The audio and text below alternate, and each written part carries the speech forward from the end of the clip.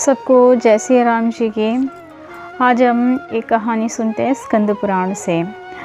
ये प्रेत का भक्षण हम घर में जो बनाते हैं वो भक्षण भी प्रेत के लिए उपयोगप्रद हो जाते हैं। हम जो बनाते हैं उस खाने में से प्रेत किस तरह भक्षण करते हैं इसके बारे में सुनते हैं।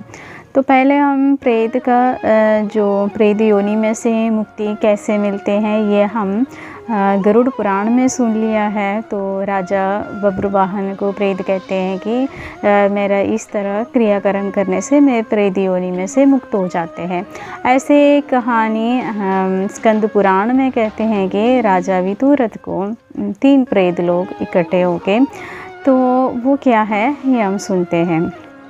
तो प्रेत कहते हैं कि जब राजा जंगल में शिकार करने गया था तो बहुत ज़्यादा मृग को उन्होंने शिकार कर लिया था, लेकिन लास्ट में एक मृग है जो तीर लगते हुए भी मरा नहीं, जंगल का अंदर चले जाते हैं। तो राजा उसका पीछा करते जंगल के अंदर चले जाते हैं।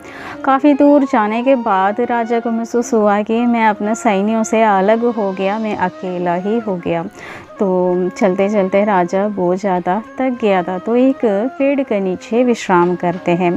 तो राजा जैसे ही ऊपर पेड़ के ऊपर देखा तो 3 प्रेत को देखा। तो राजा एकदम देखे डर तो गया, फिर भी उन प्रेतों से बात करे।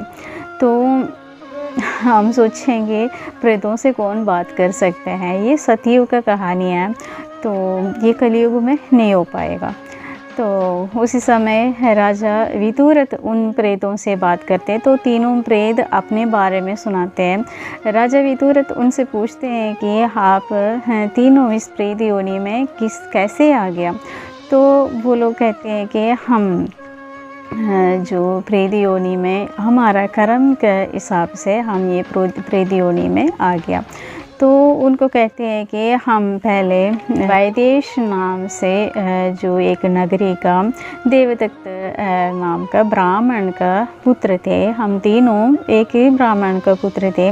तो पहले वाला प्रेत कहते हैं, जो बड़े वाला प्रेत कहते हैं उसका नाम बताते हैं कि मेरा नाम मानसाद है, तो मैं बहुत ज़्यादा मांस भक्षण करते थे इसलिए मुझे प्रेत योनि मिला। दूसरा कहते हैं कि मेरा नाम है विधेवत, तो मैं जब भी भोजन करते हैं भगवान को भोजन नहीं दिया करते थे, मैं अपना भोजन कर लेते थे, तो भगवानों को नहीं मानते थे इसलिए वो प्रेत योनि में आ गया। तीसरा प्रेत कहते हैं कि मेरा नाम है कृतज्ञ, तो मैं कोई कुछ भी मेरे लिए कोई भी काम करो मैं किसी के प्रति कोई कृतज्ञता नहीं देते थे, क्योंकि कोई कुछ भी करो अगले को कोई फ़र्क नहीं पड़ता था, सबसे काम लेता था, लेकिन वो स्वार्थी था, मतलब इस वजह से उसको प्रेत योनि मिला। तो राजा उनसे पूछते हैं कि तुम प्रेत योनि में तो है, तुम कुछ खाते पीते भी है। तो उन्होंने बोला है कि हाँ हम खाते हैं। तो राजा पूछते हैं क्या खाते हैं। तो बोलते हैं खाने में से सुगंध लेते हैं हम। तो राजा पूछते हैं ऐसे कौन सी भोजन आप लोगों के लिए मिलते हैं। तो वो तीनों प्रेत कहते हैं कि जो इंसान मृत्युलोक में जो इंसान जो हम बनाते हैं घर में वही खाना उन प्रेत योनि को मिल जाता है। वो कौन से खाना है, किस तरह बनता हुआ खाना है उनको मिलते हैं, वो भी बताते हैं। तो हम आजकल कहते हैं हमारे घर से रोग पीड़ दूर नहीं हो जाते हैं, अशांति रखते हैं, ये सब का कारण तो हम एक किस्म से जो हमारे घर में जो खाना बनाते हैं तो उसी में जो गलतियां आते हैं उसी कारण एक हिस्सा, तो हर कारण इसी से नहीं होते लेकिन कुछ इसी से भी होते हैं, क्योंकि प्रेत भक्षण करते सुगंध लेते हैं हमारा भक्षण का। तो वो कौन सा भोजन है जो हम कैसे बनाते हैं वो बताते हैं।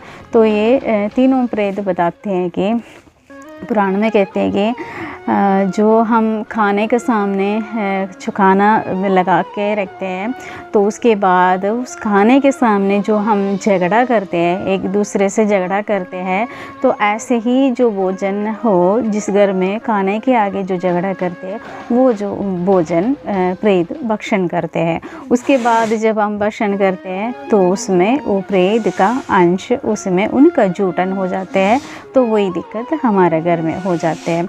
और दूसरा बताते हैं कि भगवान को ना देकर, भगवान को भोग ना लगाकर जो हम खाना खाते हैं वो भोजन भी प्रेत अपना भक्षण करते हैं। मतलब प्रेत का भक्षण तो वो लोग सूंघना होते हैं, वो लोग सूंघ लेते हैं, उनका भक्षण ऐसे होते हैं तो वो भक्षण करते हैं, वो भक्षण भी दूषित हो जाते हैं। फिर तीसरा बताते हैं कि जो श्राद्ध का समय सूर्यास्त के बाद जो हम भक्षण करते हैं, श्राद्ध मतलब रोज़ भी जैसे सूर्यास्त के बाद भोजन करने का कोई वो नहीं बता रखा है पुराण में, तो विधान ही है सूर्यास्त के बाद भोजन करने का, लेकिन हम सब सूर्यास्त के बाद ही भोजन करते हैं। इसीलिए वो खाना भी, उस खाने में भी प्रेत का हिस्सा होते हैं, वो लोग सूंघते हैं।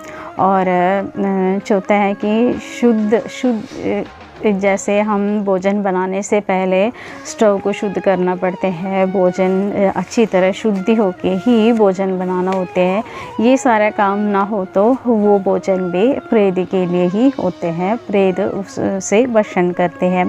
और पांचवा कहते हैं कि जो हम खाना बनाते टाइम कोई बातचीत करके खाना बनाते तो थूक गिर जाते हैं खाने में, और कई बार खाने में बाल निकलाते हैं, कंकर निकलाते हैं, और नाखून, किसी का नाखून बड़ा बड़ा नाखून रखते हैं तो उसमें से कोई नाखून टूट के गिर गया तो भी वो प्रेत के लिए ही प्रयोजन होते हैं वो भक्षण। उसके बाद हम वो भोजन करेगा तो स्वाभाविक है वो तो दूषित खाना ही है, तो उसी खाना से भी हमें दिक्कत होते ही है। तो और अतिथि को, जो अतिथि लोग आते, गेस्ट आते हैं, उनको जो मुँह बढ़ा के खाना देखते हैं, जो कहीं को आजकल तो अतिथि आना ही कोई पसंद नहीं करते, कोई है, बस 100 में 1% है अतिथि को अच्छी तरह मानते हैं। तो अतिथि के आगे जो मुँह बढ़ा के उनको जो देना है, इसलिए बना रही हूँ, मजबूरी में बना रही हूँ, इस हिसाब से जो खाना बनाते हैं। तो इन 7 कारण बताते हैं प्रेत उनका जो भोजन उसी से ही वो लोग भोजन ऐसे जो बना हुआ भोजन वो लोग सूंघ लेते हैं, तो उन्हीं का भोजन वही है प्रेत का भोजन। तो उसी भोजन करके हमारा घर में अशांति और रोग रहते हैं। तो ये एक ही पॉइंट है, एक ही कारण है, वैसे तो अनेकों कारण होते हैं रोग और अशांति वगैरह होने के लिए, तो एक ही कारण जो प्रेत लोग जो बताते हैं वो ही है। और उसके बाद राजा विदुरथ, उनको जिस तरह राजा बब्रुवाहन ने उनको प्रेत योनि में से निकाला, ऐसे ही जो प्रेत योनि से निकलने का कर्म करके जो उनको प्रेत योनि में से निकाल देते हैं, ऐसे ही कहानी है। तो ये कहानी इसलिए बताते हैं कि हम घर में जो भोजन बनाते हैं तो उस हिसाब से शुद्धि और अतिथि का ध्यान, और जो भी खाना बनाते टाइम ज़्यादा बातचीत ना करो, बातचीत करेंगे तो किसी के मुंह से तो थूक निकलते ही हैं, सब ऐसे नहीं हैं, फिर भी ध्यान रखने की बातचीतें हैं सारे। तो ये 7 पॉइंट जो प्रेतों ने खुद बताया है, पुराण में लिखा है, हमारा कहना नहीं है, तो इस हिसाब से हम ध्यान रखेगा तो थोड़ी बहुत हमारा घर में शांति और रोग पेड़ दूर हो जाते हैं, थोड़ी बहुत, ज़्यादा नहीं। तो इस हिसाब से करेगा तो अच्छा रहेंगे।